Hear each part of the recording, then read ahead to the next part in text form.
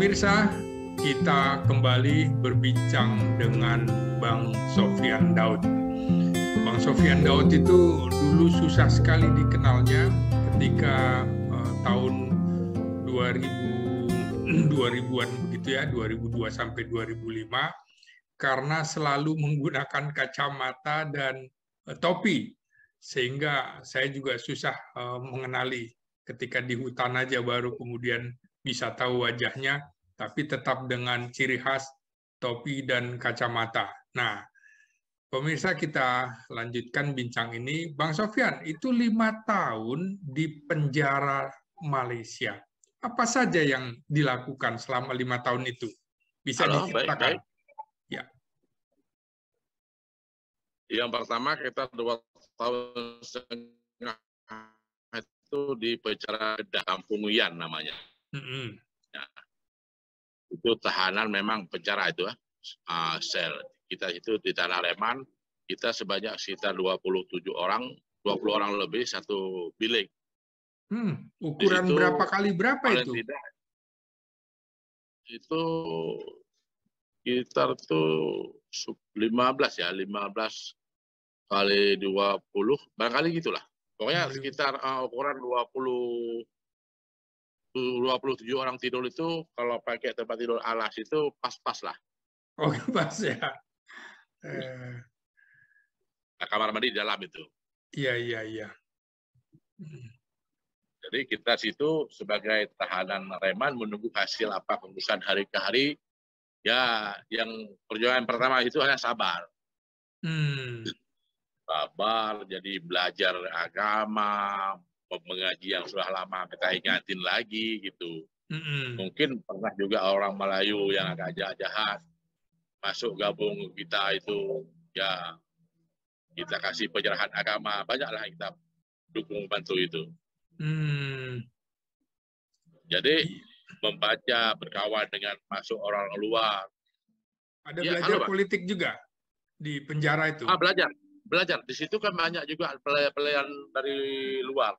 Ada dari Iran, dan segala macam. Hampir banyak juga. Jadi kita diskusi bareng, bagaimana mereka kasusnya apa, tujuan apa gitu. Iya. Jadi, sambil kita merjahalai lah di situ. Jadi 2 tahun setengah. Jadi 2 tahun setengah mungkin di tahanan reman itu nggak bisa. Malaysia itu kan harus ada pengadilan. Nggak bisa lama. Sebenarnya Malaysia itu paling lama kan 3 minggu. 3 minggu di tahanan itu harus ada keputusan mahkamah. Iya. Kalau nggak harus bebas. Karena kami udah 2 tahun setengah. Jadi nggak bisa lagi salah dengan aturan. Jadi maka kami dipindahkan ke camp. Pengungsian ditusukkan di Langkap. Di wilayah negeri Langkap. Oke. Wilayah negeri Perak. Iya. Situ 2 tahun setengah. Iya. Nah, kemudian 2 tahun setengah, jadi persisnya 5 tahun ya, dengan permintaan suaka politik tidak dikabulkan ya? Iya. 5 tahun baru dikabulkan. Iya, dibebaskan tahun 96. 95, lebih kurang 95 kalau nggak salah. Saya lupa. 95. Iya. Lebih kurang itu.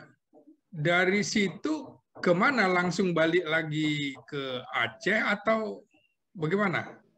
Tetap di Malaysia, kami tetap Malaysia untuk bergabung dan sebagai aktivitas politik, ya sambilan lain lah.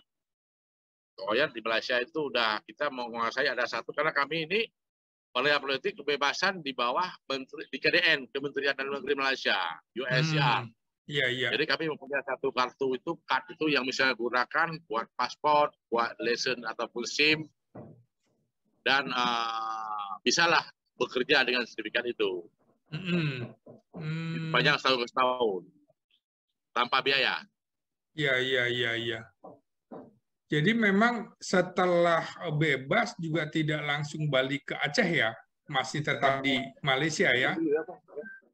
Jadi waktu itu berapa tahun di situ dibebas sampai 98 akhir, dom dicabut, saya mengambil keputusan harus pulang ke Aceh. Saya punya pilihan waktu itu. Punya pilihan saya atau pulang ke Aceh atau tinggal di Malaysia, atau saya pergi negara ketiga. Maksudnya ke apa? Ke Eropa, ke Amerika, mana negara saya mau sokability. Saya tidak pilih ke Aceh. Kenapa pilihannya itu? Saya anggap saya penting untuk Aceh. Oke. Jadi harus menyatu dengan masyarakat Aceh begitu ya? Ya, kalau saya berperjuangan untuk GAM itu, saya harus ke Aceh. Saya penting untuk di lapangan daripada luar. Nah, di situ kemudian kembali ke Aceh naik apa?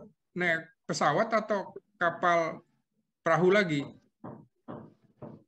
Saya pulang itu karena waktu itu kan bisa dengan cara imigrasi kita mainkan buat paspor separuh sebelah namanya, paspor balik. Saya pulang dari Poklang via Tanjung Balai baru naik bus ke Aceh. Oh, dari Tanjung Balai Sumatera Utara ya, di situ ya. Terus Baik. Tidak ditangkap imigrasi di Tanjung Balai waktu sampai karena kan ada paspor.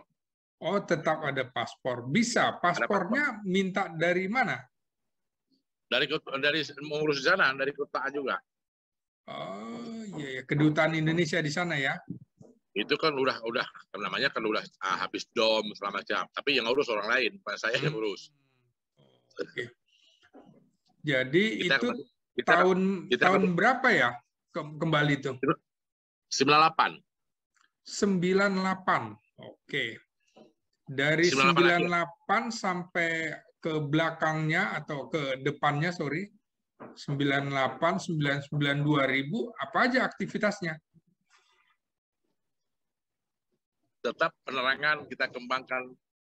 Oh, yang di 98 di Malaysia, di Aceh maksudnya?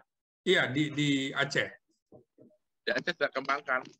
Tujuan masa lalu kita kembangkan lagi strategis yang kita buat, sistemnya, konsepnya yang kita lakukan, strukturalnya kita kuatkan semua dari yang lama kita bangunkan kembali semua. Oh, jadi memang setelah Presiden Soeharto turun ya, itu ya, dimanfaatkan? Iya. Oh, justru terjadinya reformasi dibuat jadi konsolidasi ya bagi sudah reformasi kita balik gitu. Setelah ya. Di situ Anda sebagai apa kalau gitu setelah 9899 itu? Saya salah satu waktu itu kita belum ada struktural karena semua kawan-kawan di Aceh itu ya masih ada di Aceh, mereka menunggu saya pulang. Menunggu saya pulang dari Malaysia, begitu saya pulang kita kumpulkan semua. Jadi salah satunya waktu itu belum ada jabatan apa-apa, masih jabatan yang lama lah. Tapi kan kader-kader yang baru nggak tahu kan, kita nggak pernah cerita jabatan apa kita nggak pernah cerita, tapi mereka banyak diambil pernyataan, keputusan dan hasil pada saya semua menerima apa yang saya arah, apa yang harus saya arahkan, apa diterima semua konsep yang kita lakukan. Langsung di tahun 2000 yang disebut Panglima Wilayah PASE itu kan Anda kan? Benar. Jadi pada itu tahun 99 ya. Akhir itu saya kena tembak. 99 akhir itu kena tembak, iya. Kena tembak. Jadi waktu itu karena saya sudah setahun di Aceh, saya mengenal semuanya. Akhirnya kan udah kiriman minta pulang juga. Minta pulang, ya udah saya atur untuk pulang beliau itu, saya atur pulangnya. Pada hari itu rencananya jam 1 siang beliau sampai ke satu titik. Kebetulan saya jam pagi itu jam 9 saya kena tembak. Di mana tepatnya? Di wilayah mana? Di Aceh Utara, di Lok Semawe juga. Di Lok Semawe ya. Kena tembak, kemudian di bagian apa? Kaki? Di kaki, paha, kiri kanan, di sebelah kiri dada satu, di tiga biji. Memang nggak pakai rompi anti peluru ya? Waktu itu kita belum kena senjata. Aksi kita sedikit penerangan. Waktu itu masih belum operasi, masih Kalau nggak salah itu PRM atau apa? PRM Wibawa ya. Pertama itu masih polisi. Iya. Antara itulah ya. Jadi di situ saya karena ada satu pertemuan yang diharap oleh satu masyarakat kampung itu, saya buat pertemuan. Saya pulang dari Aceh, saya buat pertemuan. Buat pertemuan di satu tempat, akhirnya ketahuan pada Brimob dikepung lari banyak semua. Saya menghentinya lari, kebetulan diserbu, kena. Anda ketembak kemudian lari kemana? Ditangkap. Oh, ditangkap. Ditangkap berapa lama kemudian dibebaskan? 2 bulan 5 hari saya diobatin di salah satu rumah sakit KSM Semawe. Saya dengan kondisi di borgol kaki dan tangan. Itu saya kasus dalam pemeriksaan itu. Iya. Zaman itu masih menggunakan LBH atau pengacara, saya pakai LBH pengacara. Iya. Karena waktu saya ditembak, saya tanpa alat bukti. Jadi saya bisa bebas. Iya. Dari rumah sakit langsung saya bebas.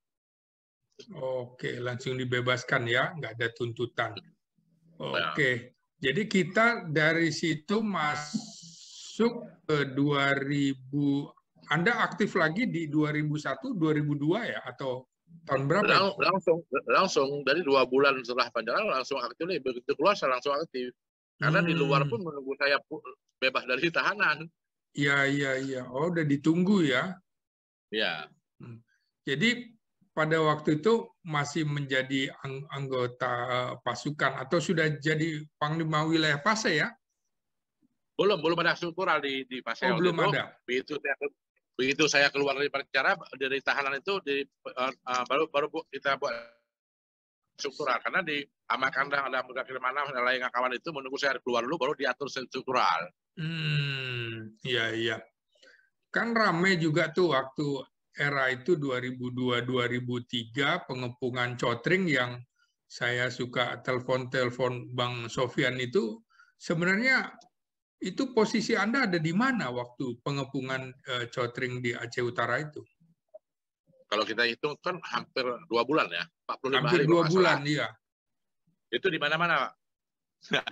Ada di mana-mana. Tapi ada di Cotring apa enggak itu? Bukan. Enggak, di situ enggak ada. Oh, enggak ada?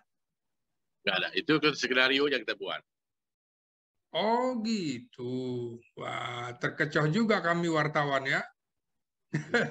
Kalau gini, tapi kan dalam kesempatan ini kan udah namanya. Saya mohon maaf pada kawan-kawan itu juga. Bukan saya bohong waktu itu. Itulah namanya dalam gerilya itu ada istilah propaganda. Oh gitu. Jadi dari pasukan lawan waktu itu dan wartawan kena itu propaganda. Jadi masuk perangkapan propaganda saya itu. Itu makanya saya mohon maaf. Oh iya. Saya terpaksa pakai rompi anti peluru tuh liputan di sana itu. Siap. Maka itulah helm baja. Itulah salah satunya konsep propaganda. Oh iya. Oke, setelah saya kan juga mengikuti sampai dengan perjanjian Helsinki, saya masih ada di Banda Aceh waktu itu ya. Kemudian itu kira-kira Agustus 2005, saya ikuti terus sampai adanya Aceh Monitoring Mission juga. Nah, di situ kemudian kelihatannya ada perubahan strategi, karena di 2004 akhir itu kan ada tsunami, bencana internasional bahkan bukan nasional lagi. Itu gimana mengubah strateginya? Kan ini ya semacam barangkali ini jalan Allah gitu ya, jalan Tuhan. Terjadilah perdamaian dengan perjanjian Helsinki antara Indonesia dengan GAM. Gimana perubahan strategi politiknya?